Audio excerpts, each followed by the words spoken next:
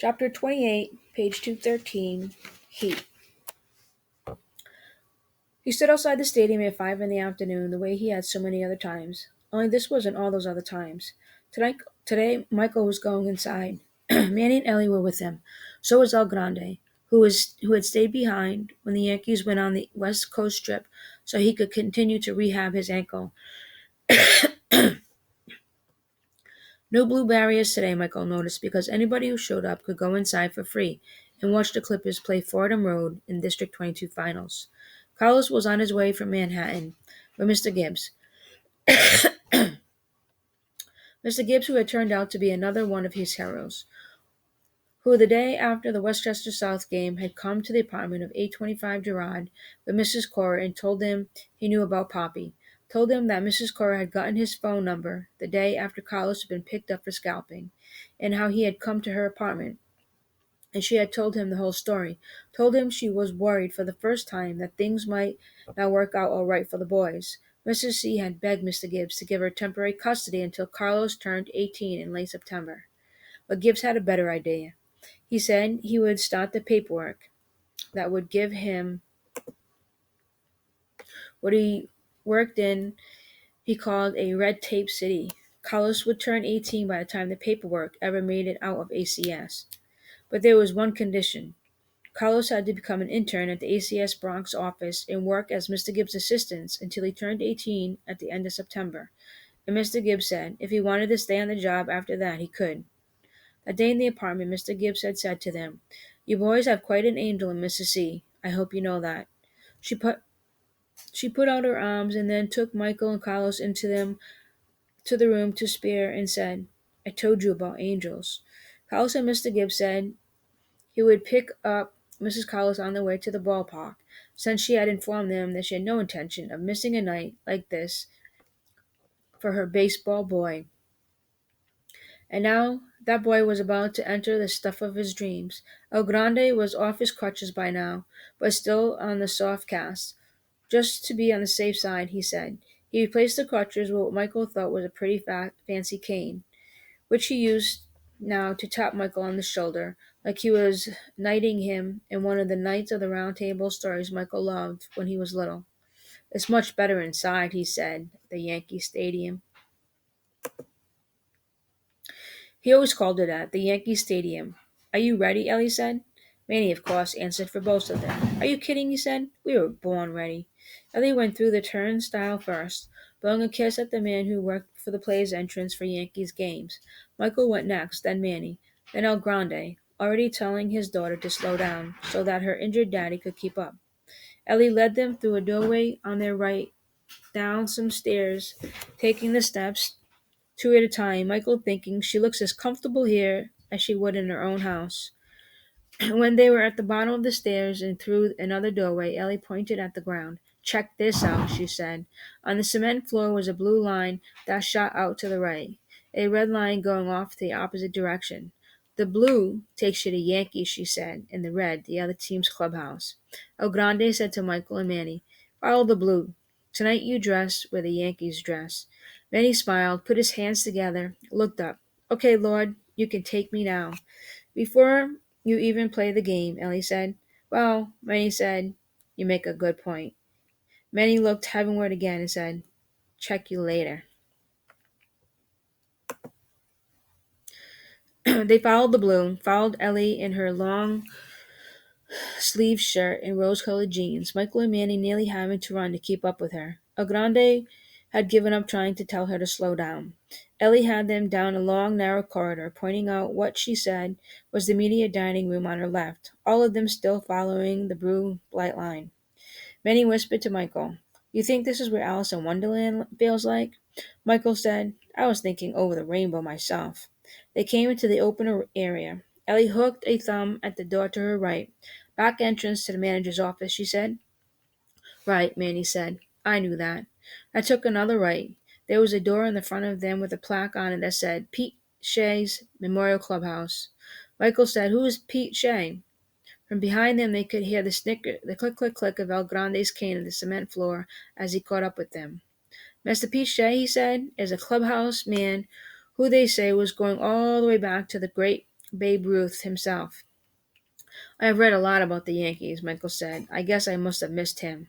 El Grande said, He is just one of the many, many, many ghosts here, he smiled. It is one of the first things they tell you about the Yankee Stadium, about its ghosts. You think they'll be here for the Little League game? Manny said. Not just here, Grande said, but smiling.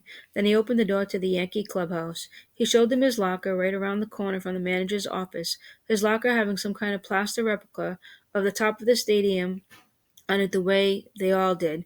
El Grande walked them across the thickest rug Michael had ever seen in his life, or felt underneath his feet, and showed them the trainer's room, and opposite that the players' lounge and its huge television screen and soft-looking sofas, and even a couple of reclining chairs that would have probably gotten Poppy more excited than anything in this place.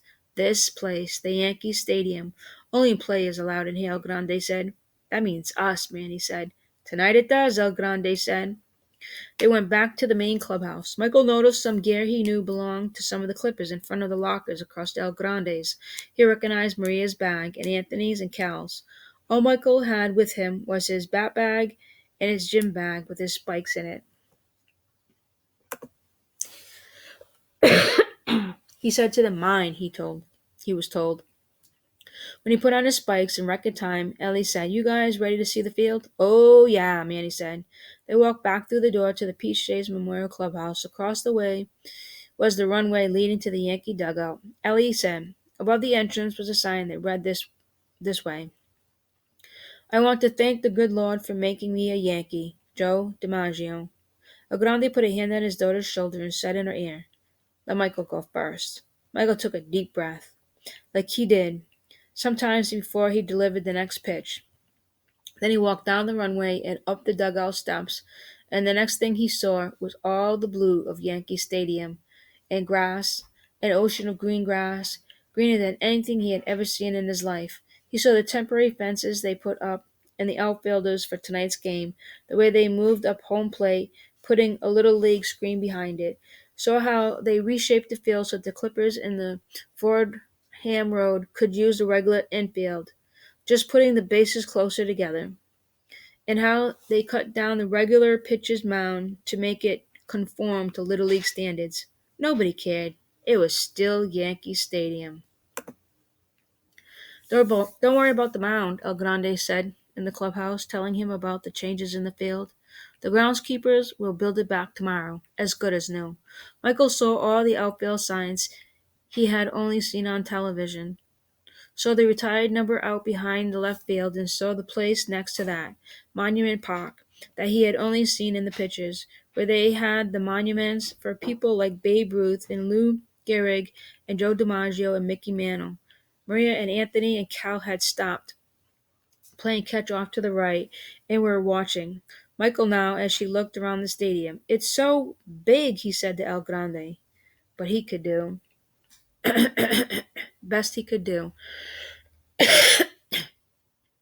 El Grande smiled and said, I said the same thing the first time. Suddenly Manny just flopped down on his back, started flapping his arms like he was trying to make a snow angel in the green grass of Yankee Stadium. Oh, yeah, he said even louder, and with more feeling than before. Ellie said to Michael, He's crazy. You know that, right? Michael dropped his bag and just pointed to the left field, then center, then right.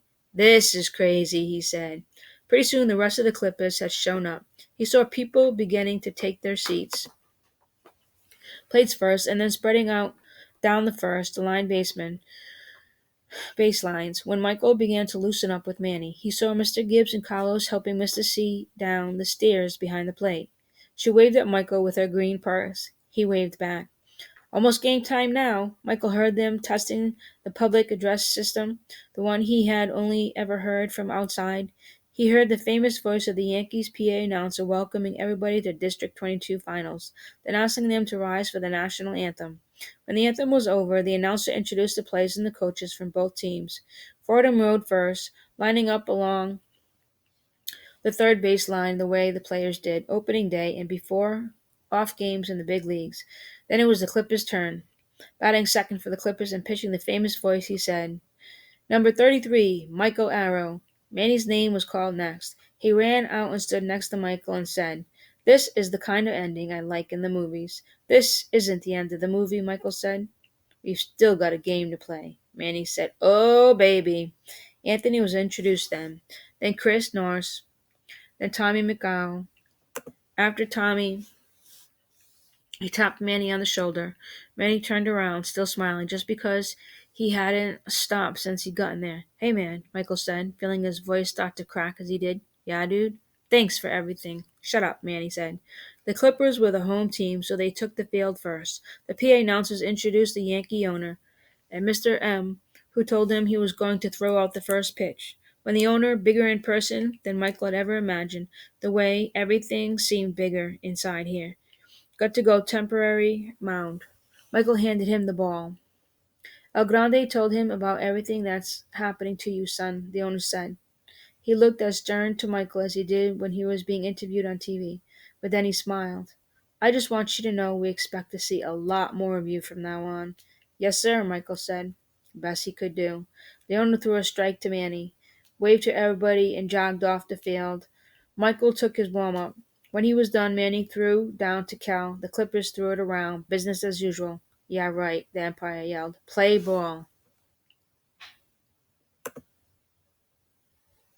Michael turned his back to the plate, rubbing the brand new game warm up. As he did so, he saw a subway train, a number 4 probably, rumble by. Past the opening to the right center, Michael had only ever seen from River Avenue. The sound of the train was much quieter in here. He thought of all the ghosts El Grande had talked about now, the ones who were supposed to be smiling tonight as they watched him, knowing those ghosts had been joined by one more tonight, his father. Heard his father saying, Now you're pitching. Michael turned back around. The Fordham Road leadoff man was already in the batter's box. Bat held high. Michael went into his wind-up and threw strike 1. Now the cheer from the inside Yankee Stadium was for him.